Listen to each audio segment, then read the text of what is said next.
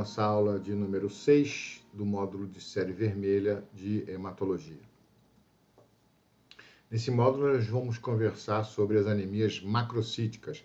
Vamos falar um pouco do diagnóstico laboratorial e das características desse grupo de doenças. As anemias macrocíticas se caracterizam, além da presença de uma anemia que geralmente vai aparecer para nós, o paciente vai chegar a nós com uma anemia bastante importante, hemoglobina bastante baixa, de 7 a 8 gramas de hemoglobina. O volume globular médio geralmente está aumentado, acima de 96, muitas vezes bastante aumentado, podendo chegar até 120, 130 fentolitros. O HGM se apresenta um pouco aumentado, maior do que o normal, por quê? Porque essa hemácia maior cabe mais hemoglobina. A concentração de hemoglobina, geralmente, o CHGM geralmente é normal. As alterações morfológicas incluem a presença de macrovalocitose e de hipersegmentação dos neutrófilos. Essa aqui, nessa figura, a gente pode ver aqui um ovalócito, um macroovalócito, e o neutrófilo hipersegmentado ou plurissegmentado é uma característica dessas anemias causadas por deficiência de vitamina B12 ou ácido fólico. Então, a apresentação laboratorial da anemia macrocítica, ou das anemias macrocíticas, é bem característica, bem típica e de fácil identificação. Quando a gente está diante de uma anemia macrocítica, como a causa dessa anemia está geralmente relacionada à deficiência de vitamina B12 e ácido fólico, é isso que a gente vai procurar primeiro.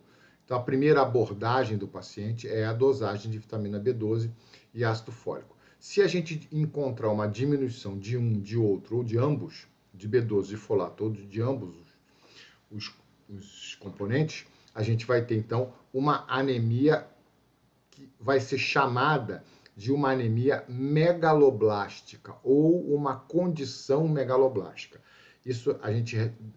Essa alteração patológica recebe esse nome quando existe deficiência de B12, de ácido fólico ou de ambos.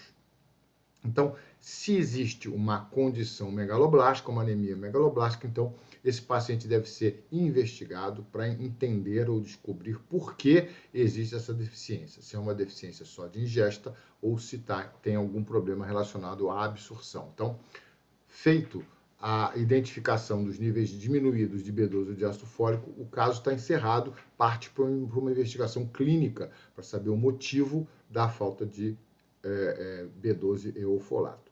Se vitamina B12 e folato estiverem normais, entretanto, o laboratório pode sugerir uma avaliação da função medular. O que seria isso? Olhar para a medula óssea do paciente e ver se existe produção medular da série vermelha. Então, se a anemia não é causada por deficiência de B12 e de ácido fólico, então eu preciso entender se a medula está produzindo hemácias corretamente. E aí eu uso um teste muito simples do laboratório, que é a avaliação da quantidade de reticulócitos, e eu posso obter, então, dois resultados. Meu paciente anêmico apresenta um aumento da quantidade de reticulócitos, do lado de cá, reticulócitos aumentados, então eu vou entender o quê?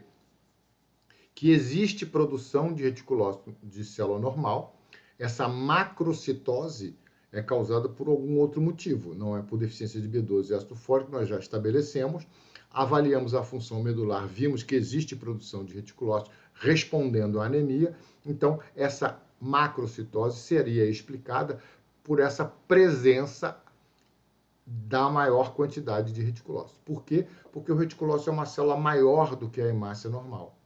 O reticulócito, quando lançado em circulação, ele tem um volume globular superior à do eritrócito normal. E daí, a gente tem, quando tem muito aumento de reticulócitos, a gente pode ter uma macrocitose, explicaria, e a gente ia pensar, por exemplo, numa anemia hemolítica, uma resposta reticulocitária, fazendo o VGM se elevar, e a gente estaria diante de um quadro hemolítico, uma anemia hemolítica com reticulocitose, causando macrocitose. A gente diz aí que isso é uma anemia macrocítica, onde a macrocitose é causada por uma reticulocitose.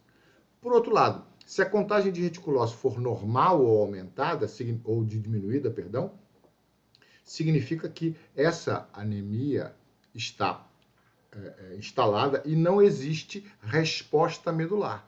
Então, se não houve aumento reticulocitário, então não há resposta da medula. Se existe a anemia, a resposta esperada da medula seria de um aumento da quantidade de reticulócitos. Se isso não acontece, então eu tenho uma falta de resposta da medula. Eu posso pensar, então, que essa macrocitose pode ser causada por uma doença hepática das mais diversas etiologias. E por que a doença hepática causaria macrocitose? A falta de depuração dos metabólitos, que é normalmente realizada pelo fígado, quando o fígado está comprometido patologicamente, ele não excreta esses metabólitos. Então, esses metabólitos permanecendo na circulação, no plasma, podem alterar a osmolaridade desse plasma, fazendo com que essa hemácia fique túrgida, fique mais inchada, cheia de líquido, alterando a osmolaridade do plasma. A captação de água da hemácia fica prejudicada, ela capta mais água e então aumenta de tamanho. Então, essa macrocitose pode ser causada por essa deficiência hepática por esse motivo. As causas de deficiência de vitamina B12 ou de ácido fólico são várias e são diversas nas diversas etapas da vida. Então, nos indivíduos adultos, né, essa anemia por deficiência de B12, ela pode ser causada, por exemplo, pelas gastrectomias, as doenças gástricas importantes. Por quê? Porque a vitamina B12, ela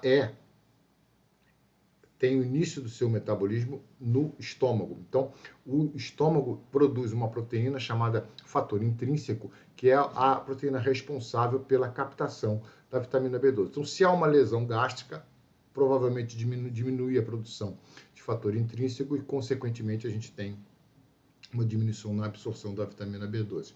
Esta condição específica é chamada, então, de anemia perniciosa. Anemia perniciosa é quando eu não consigo absorver a vitamina B12 por conta de uma diminuição do fator intrínseco gástrico. Essa pode ser uma causa nos indivíduos adultos. A B9, a deficiência de folato nos adultos, geralmente está associada à doença intestinal, uma biodisponibilidade diminuída ou ingesta deficiente. Nas crianças, a deficiência de vitamina B12 ela pode ser causada pelo vegetarianismo estrito materno, né? A mãe, a gestante vegetariana estrita ou vegana estrita, que não ingere nenhum alimento de origem animal e também não faz complementação da vitamina B12, pode gerar uma criança carente de vitamina B12.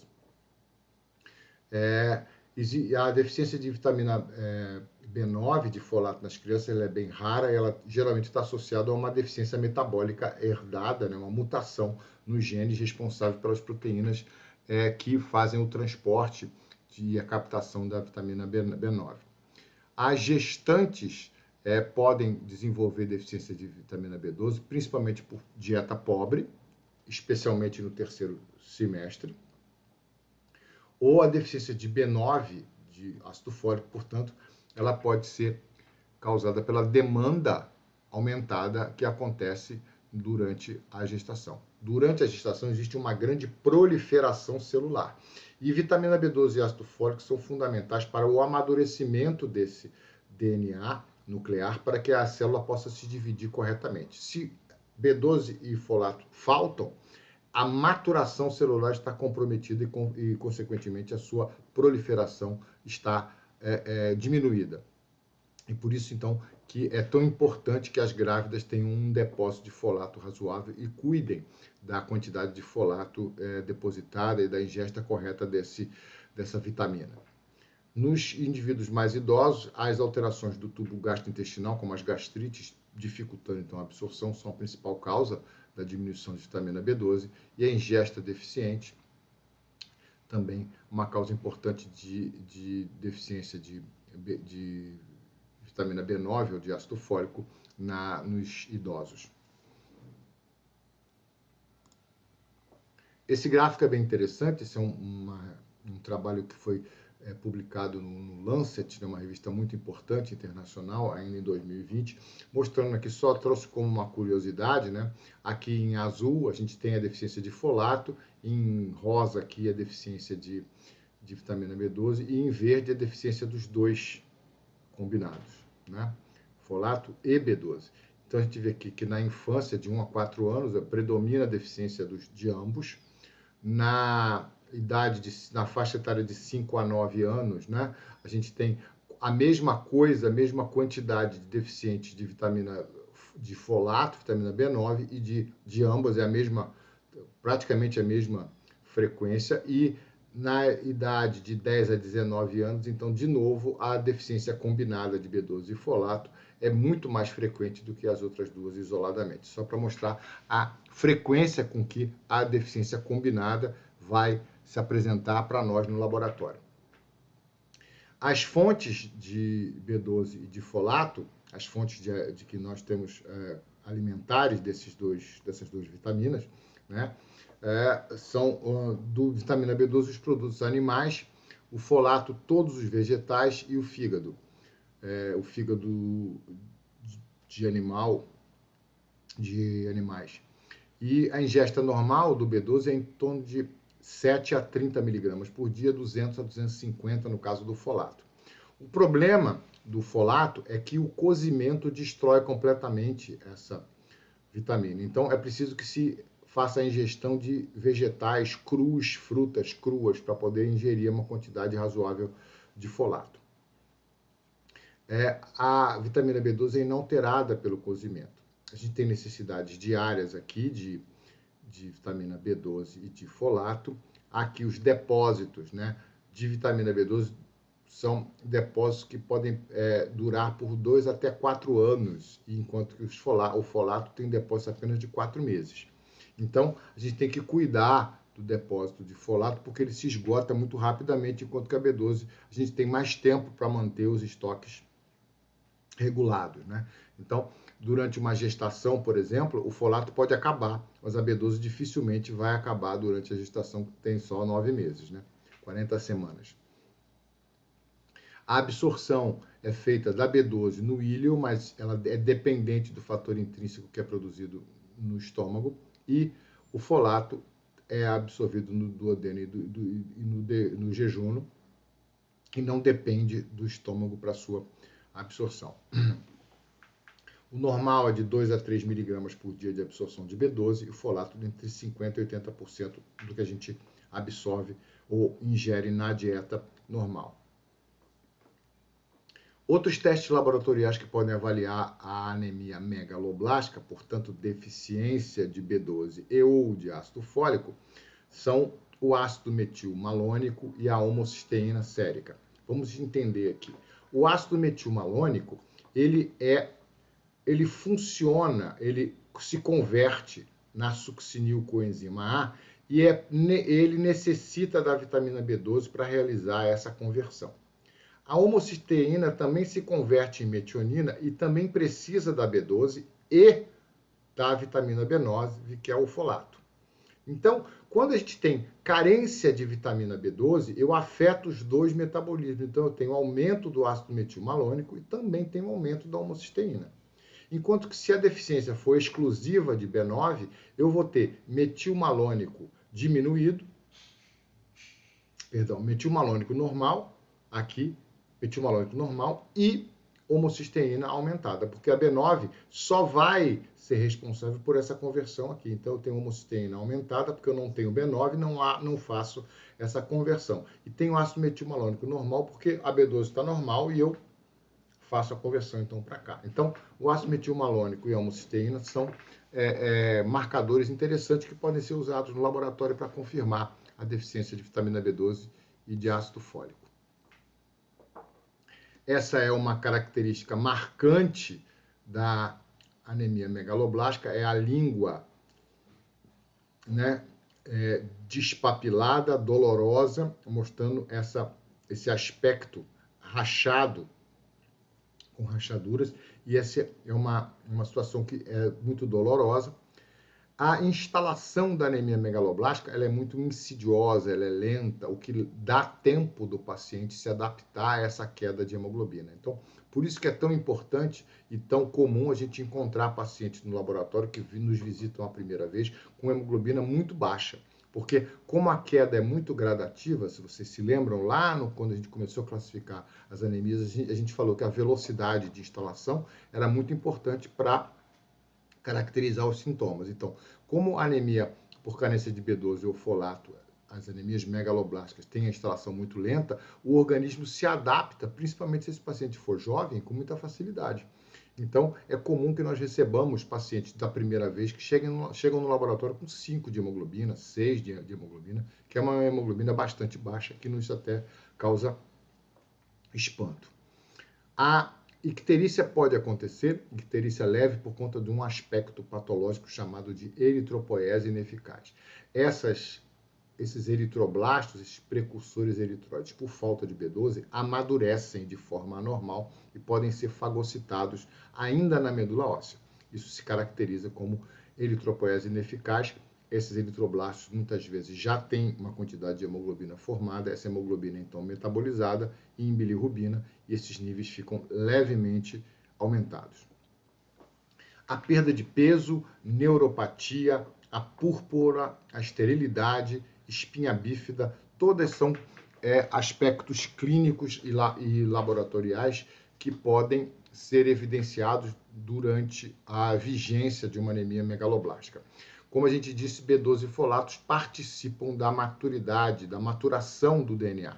Então, não é só para a célula hematológica, para tudo. Então, as mucosas vão sofrer, a pele vai sofrer, porque são tecidos de alta capacidade de proliferação, grande velocidade de divisão celular. Então, eles vão sofrer com a carência de B12. Daí a púrpura, a diminuição de plaquetas, podendo causar fenômenos hemorrágicos. A esterilidade, a diminuição da produção de espermatozoides pode acontecer por conta da carência de B12 e de ácido fólico. E a espinha bífida, que é uma má formação congênita, causada principalmente pela deficiência de folato na gestante, que impede o fechamento do tubo neural. Então, o tubo neural, que é aquela placa, né, que vai formar o tubo neural ainda no começo da gestação, na etapa embrionária ainda. Então, esse tubo neural, se não houver folato para a proliferação correta dessas células, ele não se fecha, mantendo a cauda, né, o final do tubo neural aberto, caracterizando, então, o que a gente chama de espinha bífida. Essa é uma possibilidade para as gestantes carentes de folato. Laboratorialmente, é uma anemia macrocítica, portanto, apresentando um volume globular médio acima de 96, podendo chegar até valores muito elevados. A presença de macrovalócitos, essa hemácia grande com esse formato ovalado. Reticulócitos diminuídos, então, se não há quantidade suficiente de B12 e ácido fólico, existe um comprometimento da proliferação celular e, portanto, não há uma liberação adequada de reticulócitos nesses casos. A plaquetopenia pode acontecer, na verdade, as citopenias podem acontecer concomitantemente à deficiência de B12 e ácido fólico. Então, você pode ter anemia, pode ter trombocitopenia, pode ter leucopenia, porque faltando B12 e folato, falta combustível para a maturação do DNA, afetando diretamente a proliferação celular. A hipersegmentação dos neutrófilos é uma característica da deficiência das anemias megaloblásticas por deficiência de B12 ou ácido fólico. Então, você vê lá um neutrófilo que apresenta mais de 6 lóbulos. Aqui tem 1, 2, 3, 4, 5, 6, 7, 8 ou 9 lóbulos aqui. Então, é caracteristicamente um neutrófilo hipersegmentado ou plurissegmentado. E se esse paciente tiver a medula examinada, a gente vai evidenciar uma maturação megaloblástica. Na medula óssea, não só as hemácias são grandes, os leucócitos também são grandes. Você vai ter precursores leucocitários grandes, precursores eritrocitários grandes, existe uma megaloblastose, por isso daí o nome da doença, anemia megaloblástica. As células jovens também são grandes. E a enzima desidrogenase lática, ou a lactato desidrogenase, ela está aumentada nessas situações, por conta daquela hemólise medular. A gente sabe que as células eritroides são muito ricas nessa enzima, e se há hemólise intramedular ou intravascular, o aumento da enzima é visto com frequência. E não é um marcador específico, a gente sabe disso, mas é uma curiosidade laboratorial bioquímica interessante. Então, as anemias macrocíticas podem ser divididas, então, aqui para o lado esquerdo, em megaloblásticas que se caracterizam pela deficiência de vitamina B12 e de folato, e as não megaloblásticas, que podem ser causadas por doença hepática causada pelo alcoolismo, por exemplo, por um tumor hepático, né, uma cirrose, as mielodisplasias, que são neoplasias do sistema do tecido hematopoético, também podem cursar com macrocitose, alterações na tireoide, ao aumento do número de reticulócitos, né? Então, a gente já viu que a anemia hemolítica pode ter um momento macrocítico por conta da reticulocitose, e chamar atenção para os neonatos, que são macrocíticos naturalmente. Então, não vai se espantar se fizer exame de um neonato e encontrar lá 118, 117 de VGM. Isso é normal para o neonato. Em algumas semanas, alguns dias, esse volume começa a diminuir e vem para os valores normais. Existem algumas drogas que também podem causar a macrocitose, chamam a atenção para o AZT, que é o coquetel, é usado no coquetel antirretroviral, né, para os pacientes HIV positivos, e a metformina. A metformina, que é uma droga utilizada para o controle da glicemia, né, em pacientes pré-diabéticos ou até diabéticos, ela diminui a absorção de vitamina B12. Então, o uso crônico da metformina pode diminuir a absorção de vitamina B12.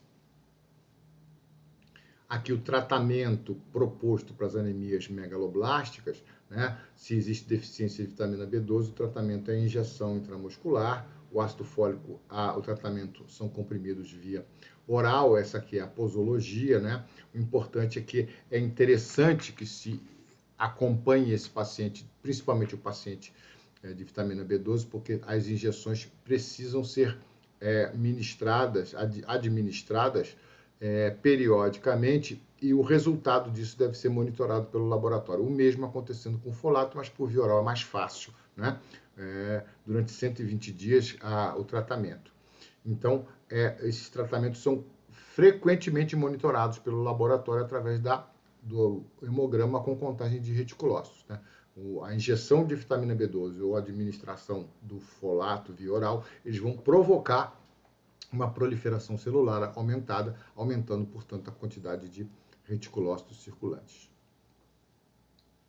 Está aqui a resposta laboratorial, né? Aqui no B9, o folato, aqui na linha vermelha, a gente está vendo aqui o desenvolvimento em reticulócitos aqui crescendo, né? E a hemoglobina também subindo aqui ao longo do tempo, aqui quando começa a se administrar a quantidade de folato, você tem uma subida, né? um crescente de hemoglobina ao longo do tempo, e os reticulócitos também vão aumentar e chegam aqui a um pico reticulocitário mais ou menos no sexto, sétimo dia de tratamento, você vai ter um pico reticulocitário. Então, se você está administrando folato para o seu paciente e ele está respondendo, esse é o quadro que você vai encontrar aí no seu laboratório quando acompanhar esse paciente. No caso de B12, está aqui na linha vermelha a hemoglobina, na linha azul os reticulócitos, também apresentando, após o início do tratamento, um pico reticulocitário por volta do 7º, 8º dia, e a subida da hemoglobina gradativa ao longo das semanas até atingir os níveis normais, né? A expectativa de recuperação é de pelo mais ou menos 1 grama de hemoglobina em cada 2 semanas, no caso de B12, né? Você tem uma recuperação bastante eficiente aí. Aqui, quando existe alteração da produção de plaquetas e leucócitos, ou seja, o seu paciente pode se apresentar para você como leucopênico e trombocitopênico, a recuperação de leucócitos aqui em verde, a de plaquetas aqui em roxo, né? Mostrando também um pico de liberação plaquetária, de produção plaquetária por volta do 8º dia. A subida da quantidade de leucócitos é mais gradativa, mais lenta, até atingir níveis próximos à normalidade. Essa anemia macrocítica, um hemograma de uma anemia macrocítica bem típico, bem característico, e a gente está vendo aqui uma anemia com 6 de hemoglobina, né? Um hematócrito 17, um VGM de 121, bem elevado aqui embaixo, né? Um HCM aumentado também, porque uma hemácia maior tem um conteúdo maior de hemoglobina. A concentração não foi afetada, você está vendo aqui 34 de concentração. Por quê? Porque se aumentou a quantidade de hemoglobina, aumentou o conteúdo, sim, mas aumentou também o tamanho da célula. Então, a concentração ficou mais ou menos normal. O que chama atenção aqui nesse paciente é que você, além da anemia, tem também plaquetopenia, a plaqueta está bem baixa, 24.000, e o leucócito também está baixo, 2.400. Aqui configurando o que a gente chama de pancitopenia, uma diminuição das 3 séries hematológicas, hemácias, plaquetas e leucócitos. Então, as anemias macrocíticas são caracterizadas por essa presença de hemácias com volume globular médio aumentado. A mais importante desse grupo é certamente a carência de vitamina B12 e de ácido fólico, e a gente tem então as anemias megaloblásticas, denominadas megaloblásticas, caracterizadas pela deficiência de B12 ou de ácido fólico. Outras causas de macrocitose, a gente viu aí, como as doenças hepáticas, a reticulocitose, né, o hipotiroidismo. Então a gente pode ver esse tipo de alteração nas anemias megaloblásticas, macrocíticas e megaloblásticas. Então, a gente fica por aqui e eu espero vocês na nossa próxima aula. Até lá!